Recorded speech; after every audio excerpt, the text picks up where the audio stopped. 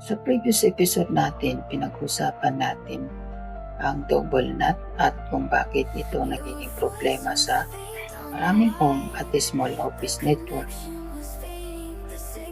Ngayon naman, pag-uusapan natin ang isa sa pinakamahalagang protocols sa switching network, ang Spanning Tree Protocol o STP.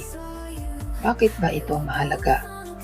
Kapag nagkaroon ng loop sa layer 2 network, maaaring mag-cause ito ng broadcast storm na pwedeng magpabagsak ng buong network.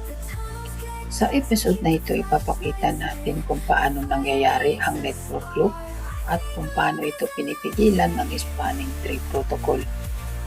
Ang ginagamit pa rin nating real log topology ay isang PC, dalawang layer 2 switch, dalawang Cisco routers, at isang ISP modem.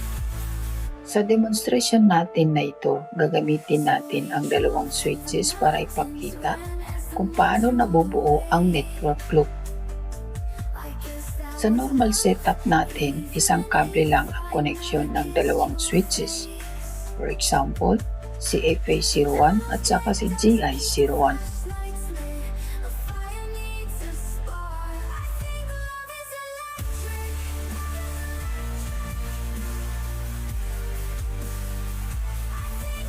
Sa ganitong setup, walang loop sa network. Ngayon, magdadagdag tayo ng isa pang kable sa pagitan ng dalawang switches. For example, si FA01 at saka si GI02 naman sa switch.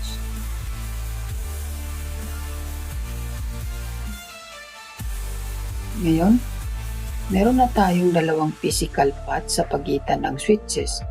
Kapag walang protection mechanism, maaaring mag-cause ito ng network loop. Ngayon, titingnan natin ang spanning tree status sa switch.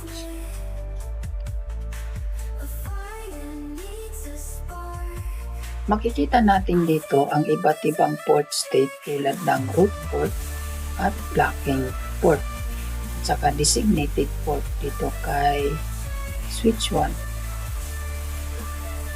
Tingnan natin kay switch 1, dito po ang aking console cable. Yan, designated port kay switch 1. Balikan natin kay switch.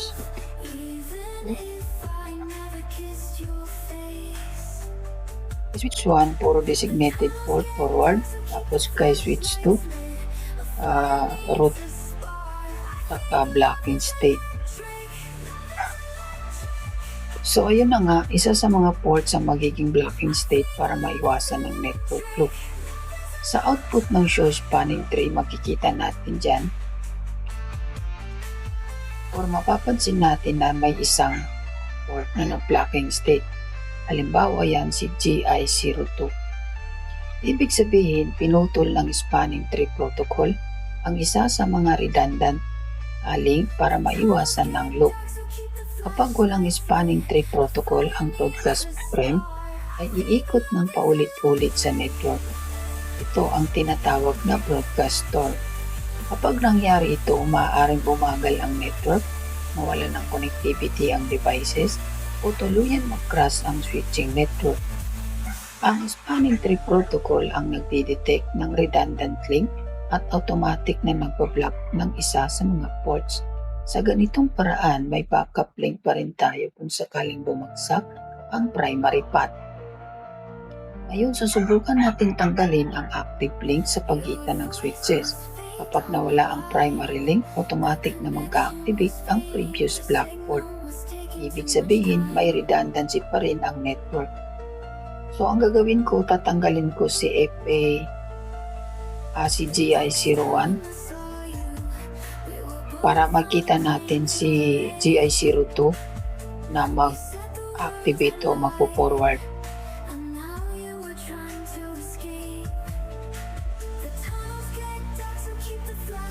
So yun, natanggal ko na siya. Tapos gagawin natin, mag-show spanning tree tayo. So yun, wala kanina kay GI02 yung alternate blocking port. Ngayon ay na siya, nagli-listening.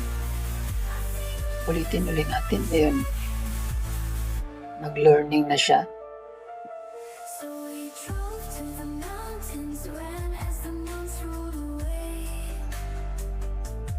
Ba yan? Iba pa yun, maka-route forward na siya.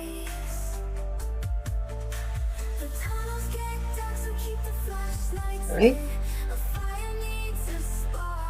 So sa episode na ito, natutunan natin kung paano gumagana ang spanning tree protocol sa switching network.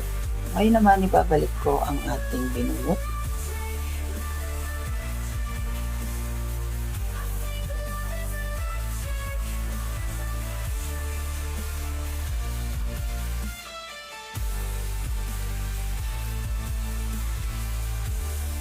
Then bumalik na ulit siya sa blocking state.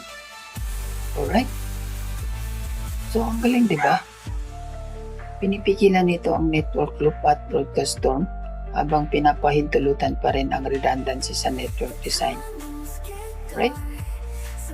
Kung may natutunan ka sa video na ito, don't forget to like and subscribe sa Alon Network Tutorial. Sa next episode naman, papakita natin ng isa pang debate, ang advanced switching concept sa Cisco networking. Maraming salamat mga ka-network at see you sa next episode.